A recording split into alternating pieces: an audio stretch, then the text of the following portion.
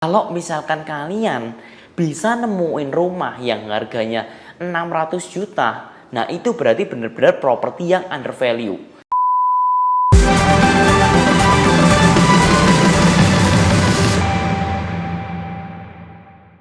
Hey, welcome back to my channel. Anthony Sarsono, your guidance to become rich in the property ways. Nah teman-teman, hari ini seperti biasanya kita akan menjawab salah satu pertanyaan yang masuk ke DM Instagram aku.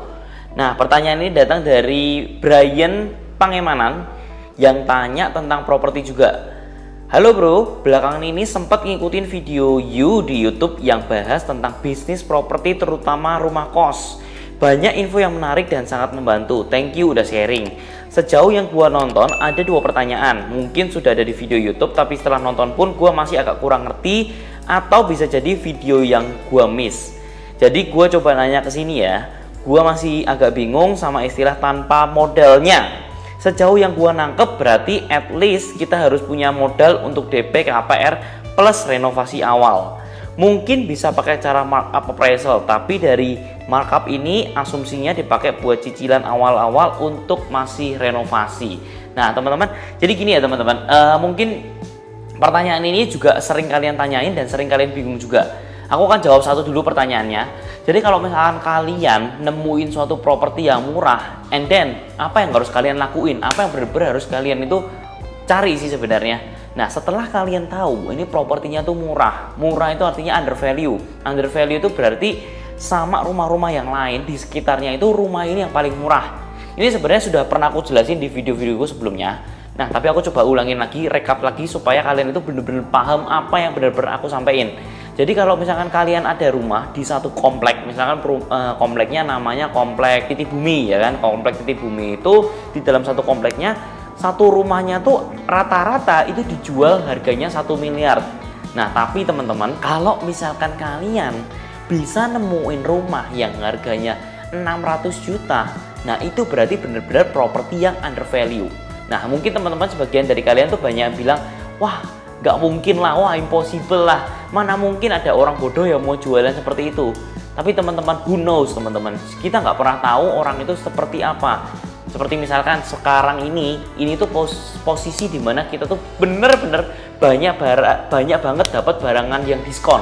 Jadi properti itu banyak banget yang dijual murah di beberapa bulan nanti. Karena apa? Karena banyak orang yang nggak punya penghasilan, tapi dia tetap harus nyicilin KPR-nya, KTA-nya, terus atau mungkin ada cicilan-cicilan yang lain yang mengganggu mereka, dan akhirnya mereka terpaksa mau nggak mau harus jual rumahnya. Nah teman-teman, selalu ada kejadian yang seperti itu. Misalkan ada orang yang benar-benar butuh banget gitu loh. Karena apa? Karena mungkin dia itu kejadiannya mungkin istrinya lagi sakit. Nah istrinya lagi sakit, posisi sekarang bisnis pun nggak jalan.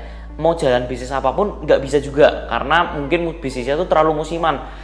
Jual frozen food, semua orang jadi jual frozen food. Jadi kayak yang awal-awalnya bisa booming, bisa banyak omsetnya, tapi tiba-tiba lambat laun turun lagi karena banyak barang komoditinya, banyak barang-barang yang menjadi red ocean-nya.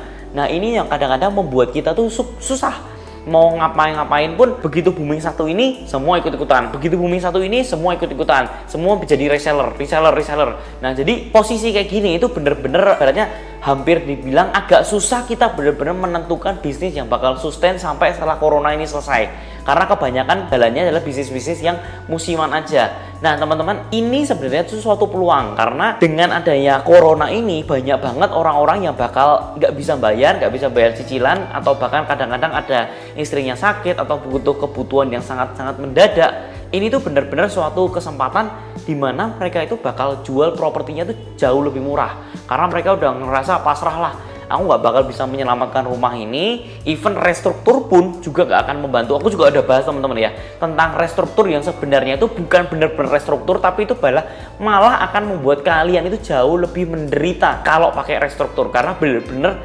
restruktur itu benar-benar sesuatu yang jahat banget. Kalian akan makin diperas ketika corona ini selesai. Kalian bisa nonton di video yang sebelumnya. Jadi even restruktur pun tidak akan menyelamatkan kalian.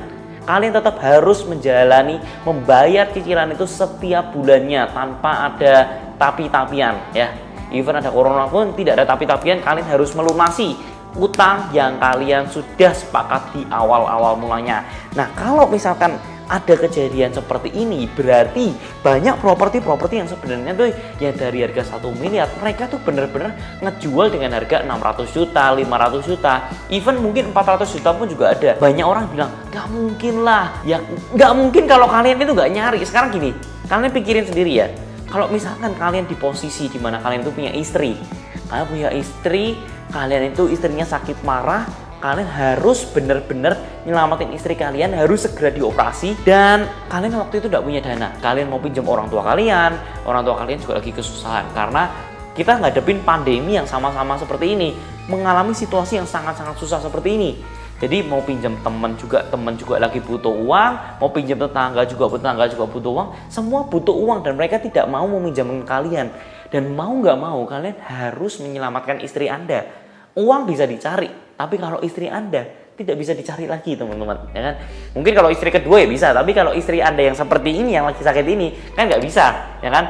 Nah, jadi teman-teman, di saat seperti ini banyak orang yang akhirnya bener-bener pasrah, akhirnya menjual rumahnya apa adanya. Ya wes lah, kalau misalnya kamu mau beli dengan harga yang cepat, harga yang mungkin murah, tapi kamu bisa bayar langsung cash atau bayar secara cepat, oke, aku mau membeli rumahnya. Nah gitu loh, kadang-kadang banyak orang-orang yang seperti itu karena benar-benar masa dimana-mana dia BU banget. Nah teman-teman, kalau misalkan pertanyaannya dia yang tanpa modal ini karena apa? Karena gini, kalau misalkan rumah rata-rata itu 1 miliar teman-teman, 1 miliar ini oke lah, 1 miliar ini kalian itu dapat dari bank itu kan kurang lebih 90%, jadi bisa dapat 900 juta. Nah 900 juta ini kan masih selisih 300 juta. 300 juta ini teman-teman yang kalian pakai, misalkan 100 jutanya dipakai untuk renovasi, 100 jutanya untuk tahan KPR selama 5 bulan 6 bulan, jadi kalian nggak perlu ngeluarin duit sama sekali gitu loh. Nah sisanya 100 jutanya untuk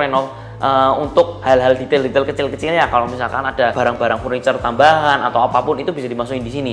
Jadi 300 jutanya ini kalian bisa pegang untuk alokasiin ke dana semuanya. Semua dananya itu kalian alokasikan dengan benar dan tepat. Nah, jadi kurang lebih kalau misalkan kalian itu dengan cara markup tapi asumsinya dipakai buat cicilan awal-awal untuk masih renovasi, itu karena kalian masih belum dapat spare yang banyak. Teman-teman, kalian masih belum dapat spare yang banyak untuk bisa mendapatkan itu semua. Tapi teman-teman, saya saranin untuk teman-teman semua, at least kalian harus punya DP-nya lah. Kalian harus punya DP-nya sendiri karena sekarang ini perbankan juga agak susah karena DP-nya itu sekarang sangat-sangat diperhatikan banget. Kalau dulu sih kita pakai kwitansi itu bisa, tapi kalau sekarang itu harus ada bukti transfernya. Jadi kalian benar-benar setidaknya kalian harus punya yang namanya DP untuk membayar properti tersebut. Dengan itu kalian bisa membayar DP-nya dulu. Setelah DP-nya masuk, kalian dapat pendanaan. Nah itu pendanaan itulah yang pengganti DP kalian itu. Tapi teman-teman, paling enggaknya kalian harus ada DP-nya dulu, pegangan untuk kalian membayar DP-nya di awal itu supaya bank itu percaya kalau bisa mempercayakan uangnya kepada kalian. Nah yang kedua, ada nggak tips-tips supaya appraisal bisa di atas harga wajar properti tersebut? Soalnya di dalam hal ini gua belum pernah punya pengalaman. Nah sebenarnya banyak banget sih teman-teman gimana cara supaya propertinya itu jauh lebih markup di atas nilai propertinya tersebut. Satu, kalian itu emang harus yang namanya punya kedekatan dengan orang banknya. Nggak mungkin kalian kalau misalkan orang awam nggak pernah, ibaratnya nggak pernah nabung di sana, nggak pernah tahu track record kalian apa, itu tiba-tiba dipercayain uang yang besar. Bahkan bisa-bisa harga appraisalnya pun diturunin gila-gilaan karena kalian nggak punya track record yang kurang lebih bisa membayar cicilannya tersebut. Jadi sebisa mungkin kalian itu sudah membangun dulu building trust kepada bank-bank supaya bank itu percaya, oh Anthony ini benar-benar mampu, oh Anthony ini benar-benar karakternya bagus. Makanya setiap kalian ke bank itu kalian harus pakai baju yang rapi. Jadi perhatikan kalau kalian datang ke sana itu pakai parfum, rambutnya dibikin klimis atau apapun itu untuk supaya kalian itu terlihat benar-benar kalian itu dress like a boss. Jadi benar-benar kalian itu terlihat kalau kalian itu mampu, kalian itu benar-benar bisa dipercayai uang besar sama bank. Nah, kalian datang ke sana pakai mobil, kalian datang ke sana rapi-rapi. Nah, itu semua adalah nilai track record yang secara nggak langsung itu sebenarnya sangat-sangat diperhatikan bank banget, karena mereka juga nggak bisa lihat lagi selain dari buku rekening kalian. Mungkin kalian bisa memperbaiki juga buku rekening kalian juga bisa memperbaiki dress code kalian supaya ketika di bank itu kalian tidak malu-maluin lah, kalian punya benar-benar trust yang hebat kepada banknya tersebut. Kalian dianggap bisa dipercaya oleh bank untuk membayar cicilan tersebut. Nah, itu cara-cara gimana kalian akhirnya bisa menaikkan harga propertinya, dan kalian pastikan kalian itu bisa mendekat dengan kepala cabangnya yang ada di sana, karena ini sangat penting banget. Kepala cabangnya itulah yang benar-benar akan menentukan apakah kalian itu dianggap kredibel atau tidak. Kalau bisa kalian ada rekomendasi dari teman kalian yang benar-benar sudah nabung di sana banyak, nah kalian minta rekomendasi dari mereka. Kalau bisa bilang mereka itu, kalau misalkan Anthony ini nasabah yang sangat bagus, orangnya benar-benar pekerja keras, benar-benar bertanggung jawab, dan ya itu semua yang akan membuat properti itu akan naik seiring harganya waktu. Dan sebenarnya mungkin ada beberapa tips yang sebenarnya aku nggak bisa share di sini karena ini terlalu publik banget dan aku nggak bakal bisa share di sini, agak nggak enak ya, karena ada beberapa hal yang nggak bisa di share di publik juga. Jadi mungkin kurang lebih itu beberapa hal yang mungkin kalian harus perhatikan ketika kalian itu masuk ke dalam bank. Dress like a boss, kalian harus punya trusting. Biasakan kalian itu ada rekomendasi dari teman-teman kalian yang sudah banyak menabung di sana. Mungkin sekian dulu video kali ini. Semoga videonya ini bisa menjawab pertanyaannya si Brian Ari Pangemanan. Teman-teman yang punya pertanyaan seperti dia, kalian bisa tanya juga di DM Instagramku, karena kalau pertanyaan semakin detail seperti ini, aku suka nih. Jadi aku bisa jawab panjang, aku bisa jawab secara rinci. Nah, teman-teman, kalau misalkan kalian masih bingung cara menjadi investor properti, kalian bisa langsung tanya DM di Instagram aku. Dan teman-teman, semoga video ini bisa bermanfaat dan semoga ini bisa membuka mata kalian tentang properti lagi. Oke teman-teman, semoga corona ini tidak membuat kita semakin lemah, tapi membuat kita semakin jauh lebih hebat, bounce back lebih kuat, dan kita akan meraup untuk jauh lebih banyak setelah corona ini selesai. Dan pastikan selalu update dengan video-videoku selanjutnya, karena dengan menonton video ini akan membuat kalian meraup keuntungan miliaran rupiah setelah corona ini berakhir. So teman-teman, thank you for watching, dan semoga kalian share ke teman-teman kalian juga, karena video ini akan sangat-sangat bermanfaat juga buat mereka. So thank you for watching and I'll see you in the next video. See ya! Oh ya teman-teman, jangan lupa untuk subscribe.